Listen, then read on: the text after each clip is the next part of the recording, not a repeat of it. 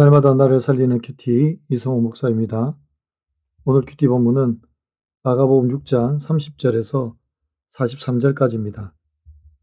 오늘도 주님의 말씀으로 하루를 시작하게 하시니 감사합니다. 배불리 먹이시는 예수님을 보기를 원합니다. 말씀해 주시옵소서. 듣겠습니다. 배불리 먹이시는 예수님은 첫째로 긍휼의 마음으로 다가가십니다. 30절과 31절에서 전도 여행을 마치고 돌아온 제자들이 예수님께 모든 일에 대해서 낱낱이 고합니다. 그러자 예수님께서 제자들에게 따로 한적한 곳에 가서 쉬어라고 하십니다.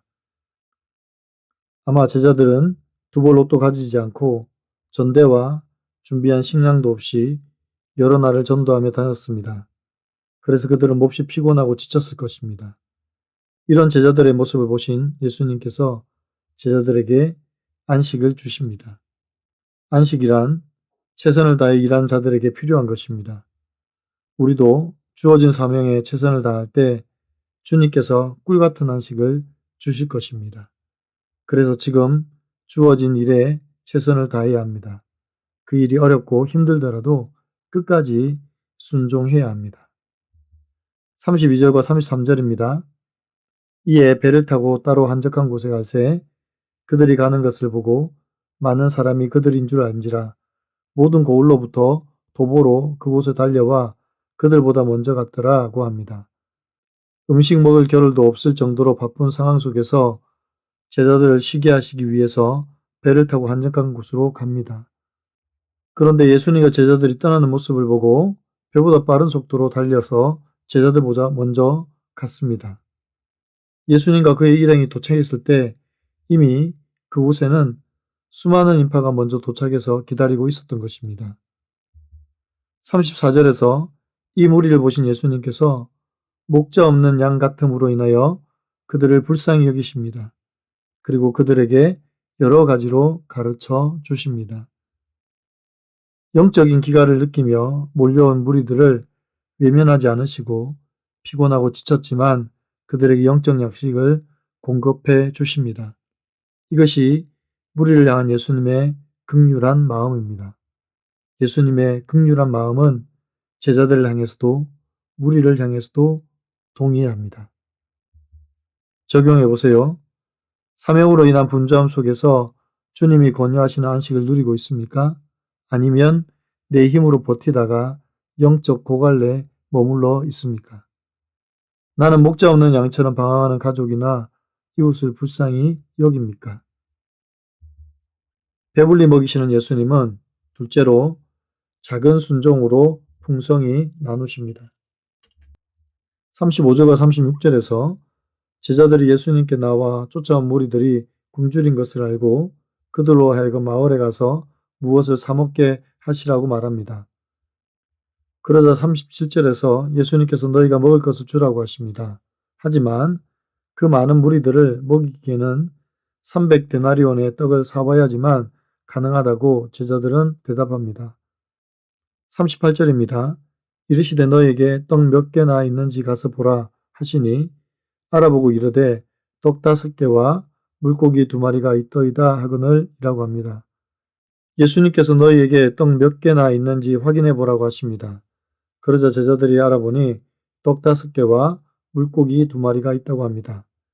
이 떡 5개와 물고기 2마리는 한 소년의 식사였습니다.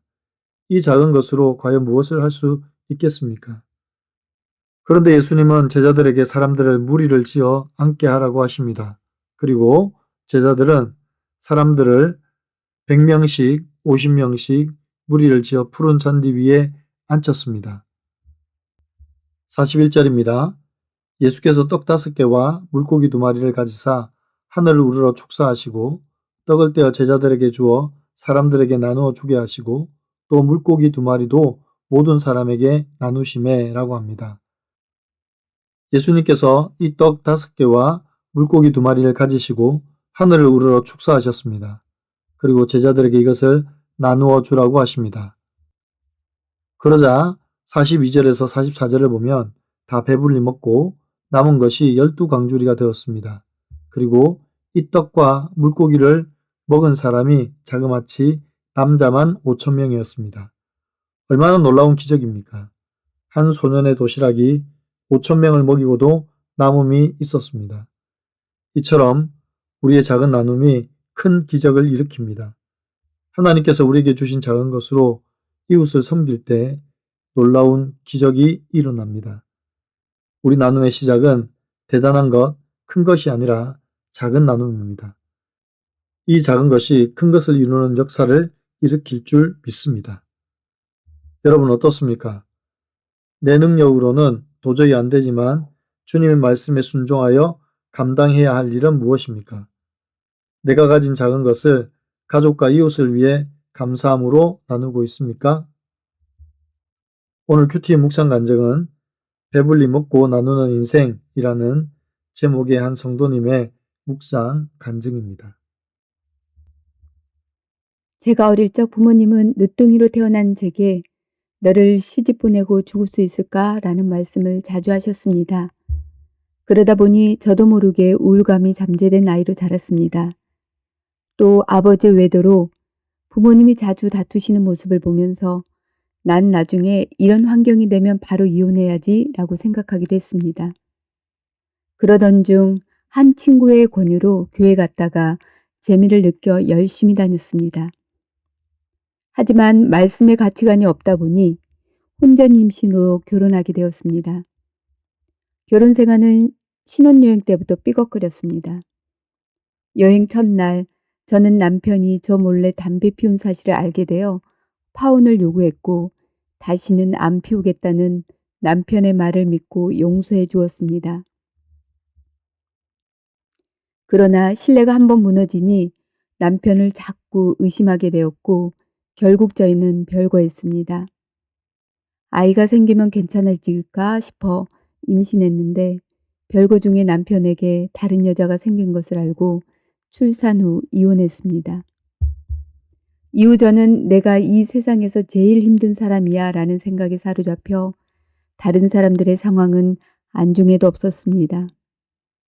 그때 날마다 큐티하는 여자를 읽으며 위로받고 목자 없는 양 같은 저를 양육해주는 공동체를 만났습니다.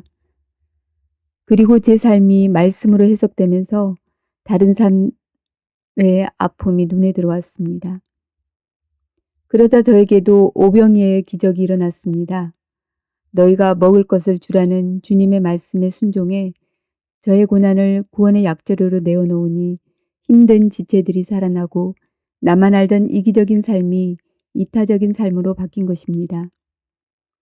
배고픈 자를 다 배불리 먹이신 것처럼 100% 죄인인 저를 불쌍히 여기셔서 영육간에 배불리 먹여주신 주님 감사합니다. 저의 적용은 아픔과 상처로 영육간에 굶주린 지인들에게 교회를 소개하고 공동체로 인도하겠습니다. 바쁜 일상에도 공예배와 말씀 묵상을 우선시하여 참된 안식을 누리겠습니다.입니다. 사랑하는 성도 여러분, 예수님의 사역의 시작은 언제나 긍휼입니다. 먼저는 전도 여행을 마치고 온 제자들을 향한 긍휼이었고 또 영적 갈급함으로 말씀을 찾아온 무리들이었습니다. 우리 예수님도 피곤하시지만 목자 없는 양 같은 무리들을 보시고 그들의 영적 기갈을 채워주시기 위해서 여러 가지로 가르쳐 주셨습니다. 이것이 곧 주님의 긍휼입니다. 또 주님의 긍휼은 하루 종일 말씀을 따라다니던 큰 무리의 육체적 굶주림도 외면하지 않으셨습니다. 그래서 작은 소년의 도시락을 사용하여 5천 명의 무리들을 먹여 주셨습니다. 이 오병이의 이적은 단순한 기적이 아닙니다. 우리의 영혼과 육체를 먹이시는 예수님의 긍휼을 나타내는 마음입니다. 이처럼 우리도 주님의 마음을 품을 때 목자 없는 양 같은 우리 가족과 이웃을 주님께로 인도할 수 있습니다. 그러므로 날마다 주의 긍휼의 마음을 구하는 저와 여러분의 삶이 되기를 간절히 축원합니다. 기도드립니다. 사랑하는 주님, 주께서 제자들에게 그리고 따르던 무리들에게 베푸신 긍휼의 마음을 본받게 하여 주시옵소서. 목자 없는 양같이 방황하는 우리의 가족이나 이웃을 바라볼 때 주님의 심장으로 그들을 불쌍히 여기며 사랑으로 다가가는 저희가 되게 하여 주시옵소서. 우리 영혼을 주의 말씀으로 채워주시고 작은 도시락으로 섬길 수 있는 마음을 허락하여 주시옵소서. 그래서 우리의 작은 섬김과 헌신이 하나님의 나라를 위한 큰 기적의 통로가 되게 하여 주시옵소서. 내 계산과 능력을 앞세우기보다 너희가 먹을 것을 주라는 주님의 말씀에 순종하여 기쁨으로 주의 사랑을 나타내게 도와 주시옵소서. 주님의 긍휼로 날마다 우리의 모든 결핍을 채워주시는 우리 주 예수 그리스도의 이름으로 간절히 기도하옵나이다. 아멘.